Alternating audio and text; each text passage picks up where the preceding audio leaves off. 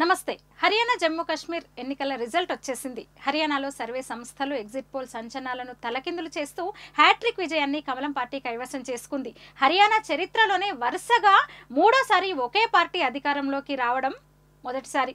ఇక గెలుపు మాదేననే ధీమాలో ఉన్న కాంగ్రెస్ అక్కడ పూర్తిగా చిత్తైంది. గతంలో కంటే బీజేపీ 8 స్థానాలు అధికంగా గెలుచుకుంది. అంటే మొత్తంగా 40% ఓట్లు, 48 సీట్లను ఆ పార్టీ సాధించింది. మొన్నటి వరకు జేజేపీతో సంకీర్ణ ప్రభుత్వాన్ని నడిపిన బీజేపీ ఈసారి సొంతంగా మెజారిటీ స్థానాలు గెలుచుకోవడం విశేషం.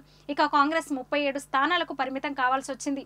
అసలైతే హర్యానాలో గెలుపుపై పార్టీ భారీ అంచనాలు పెట్టుకుందని చెప్పొచ్చు. సర్వే సంస్థలన్నీ కూడా కాంగ్రెస్దే విజయమని చెప్పాయి.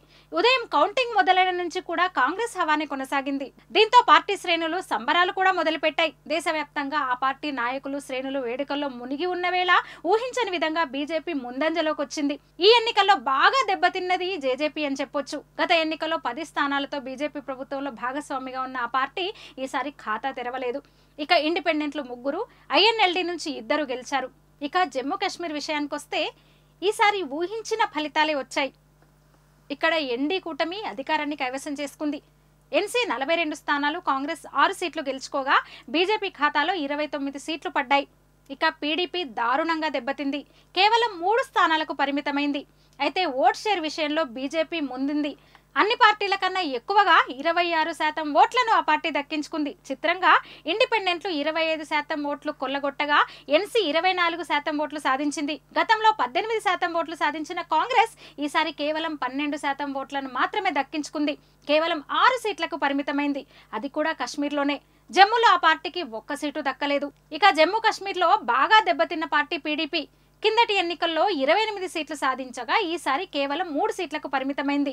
ఇక ఓట్ల పరంగా అయితే 25% ఓట్లను గతంలో గెలుచుకోగా ఈసారి 9% ఓట్లు మాత్రమే ఆ పార్టీకి పడ్డాయి.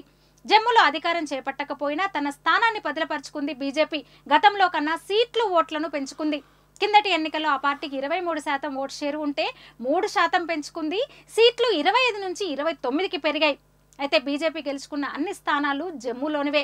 కశ్మీర్లో ఆ పార్టీకి 1 సీటు రాలేదు.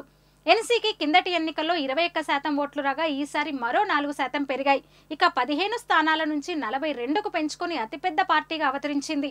ఇక ఆప్ విషయానికొస్తే 2 రాష్ట్రాల్లోనూ చావు దెబ్బతింది. హర్యానాలో కేవలం 1.8% మాత్రమే ఓట్లు సాధించి 1 సీటు గెలవని ఆప్ జమ్మూ కాశ్మీర్లో మాత్రం 1 సీటు గెలుచుకోవడం విశేషం. ఇక జమ్మూ కాశ్మీర్లో కాంగ్రెస్ నుంచి గెలిచిన 6 అభ్యర్థులు ముస్లింలే. బీజేపీ నుంచి గెలిచిన 29 మంది అభ్యర్థులు హిందువులే. ఇక జమ్మూలోని సరిహద్దు గ్రామాల ఓటర్లు ఈసారి బీజేపీ వెంటే నిలిచారు. హర్యానాలో వినేష్ ఫోగట్ గెలవగా కశ్మీర్లో ముఫ్తీ తనయ్య ఇల్తిజా ముఫ్తీ ఓటమి పాలైంది. ఒమర్ అబ్దుల్లా పోటీ చేసిన 2 చోట్ల గెలిచారు. అక్కడ పీడీపీ ఓటు బ్యాంకు పూర్తిగా ఎన్సీకి కన్వర్ట్ అయిందని చెప్పొచ్చు. మొత్తంగా ఈ 2 రాష్ట్రాల ఎన్నికలు బీజేపీకి సానుకూల ఫలితాలివ్వగా పూర్తిగా దెబ్బతిన్నది మరో జాతీయ పార్టీ కాంగ్రెసే.